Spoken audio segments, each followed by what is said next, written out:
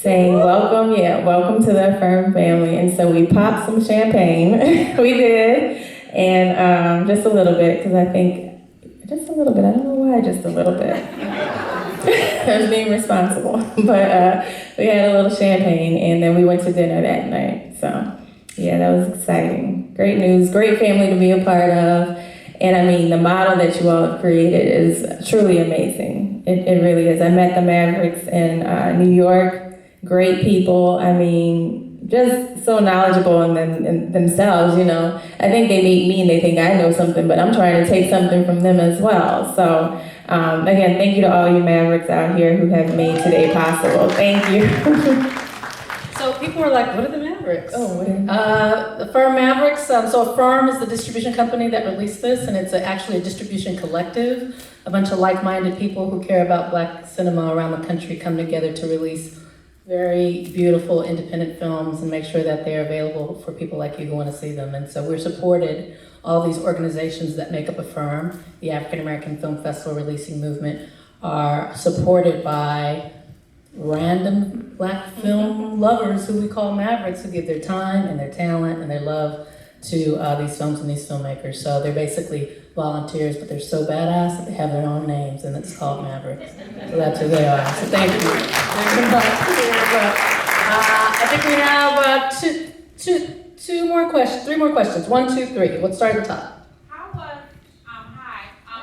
hard was it to acquire like footage from news stations and stuff like that to put into the film?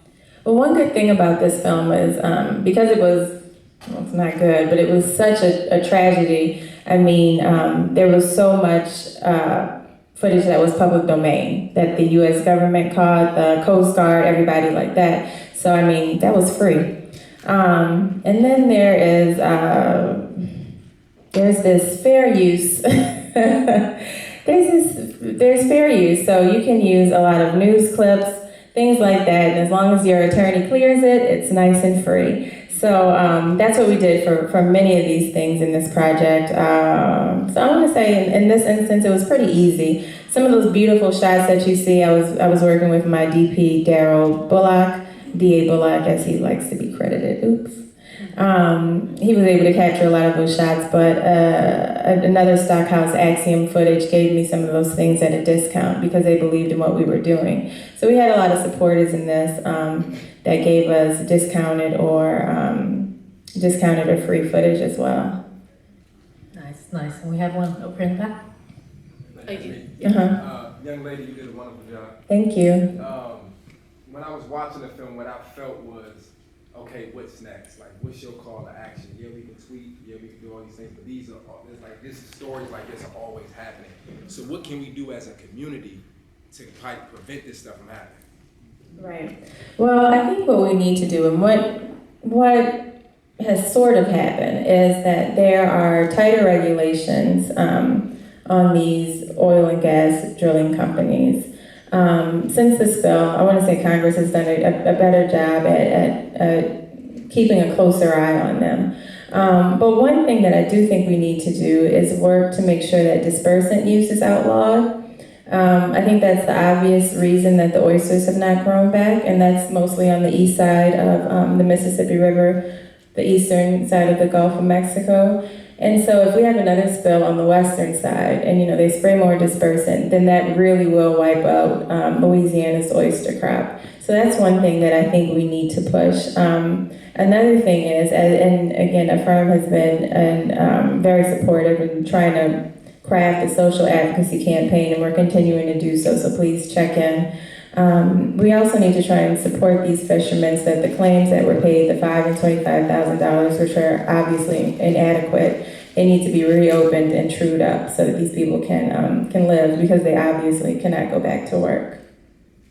So stay tuned to affirm.com. We've gotten behind the EPA's Clean Water Advocacy petition. So that's just about just overall mandates for clean water and regulation. But we're continuing as we, when we accept a film or welcome a film into our family, we keep it through cable and Netflix and for a long time.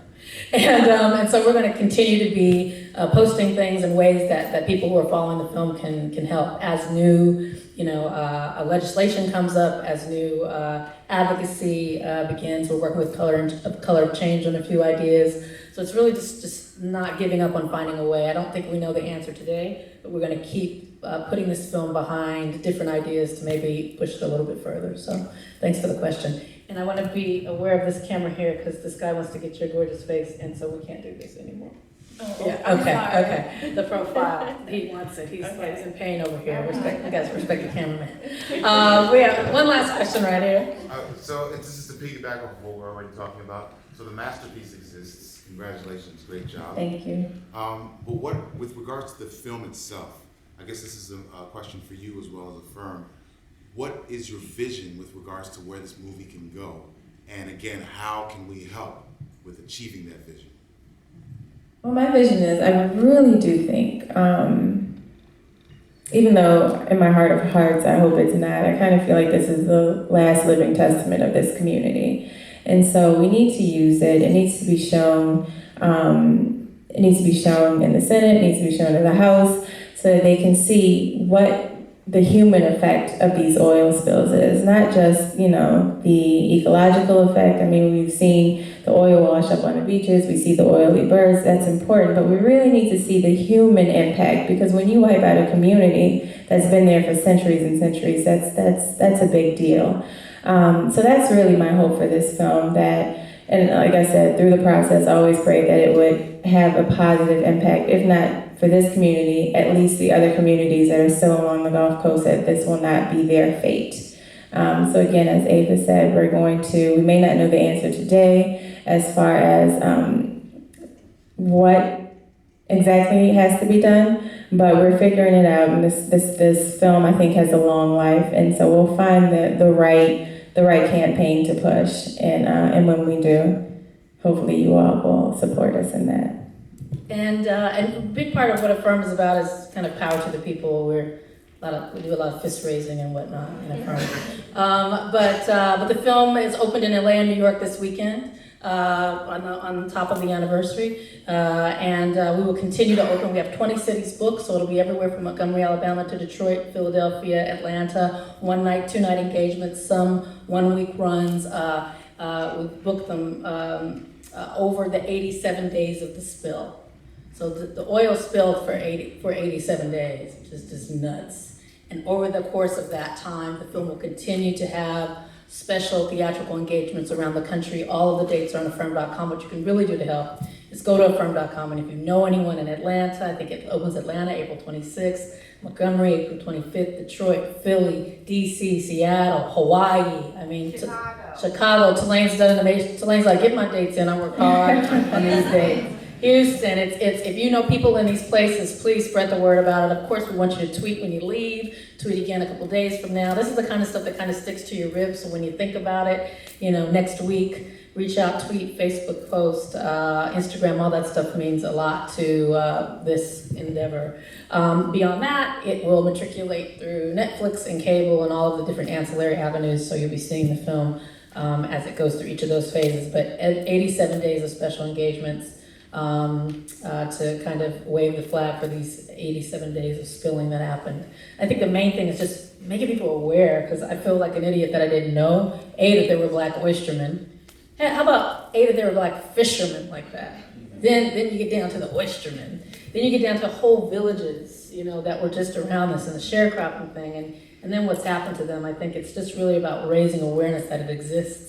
And from that, I think, we're going to try to use this film to get some action behind it. So I do want to thank everyone for coming, ask you to tweet on your way out, ask you to share the information about this. Senior Crab is donating a percentage of whatever you buy to Feed the Sea? Yeah. Heal the Bay. And so we want to make sure that we give back tonight if we can. Anyway, thanks for being here, folks. Really appreciate it. Thank you so much. Congratulations. Thank you. Thank you.